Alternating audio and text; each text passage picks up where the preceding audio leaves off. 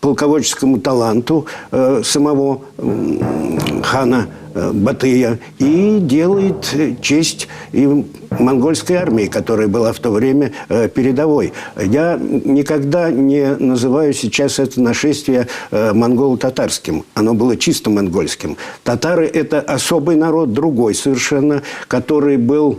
племя, вернее, который был истреблен самим Чингисханом еще в 1209 году за то, что татары отравили его отца Чингисхана. И, в общем-то, нашествие возглавлял именно монгольский народ. А сами татары, как политическая единица, как военная сила, фактически перестали существовать на арене мировой истории в то время.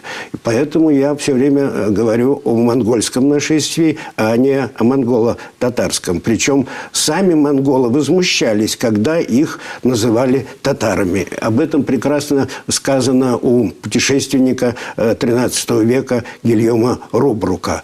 Когда он однажды назвал одного из монголов татарином, он возмутился, чуть ли не выхватил саблю и сказал: «Я муал». Муал, то есть монгол, а не татарин. Татары – это наши исконные враги, как Чингисхан в свое время сказал, приказав вырезать всех мужчин татарских, которые ростом достигли тележной оси.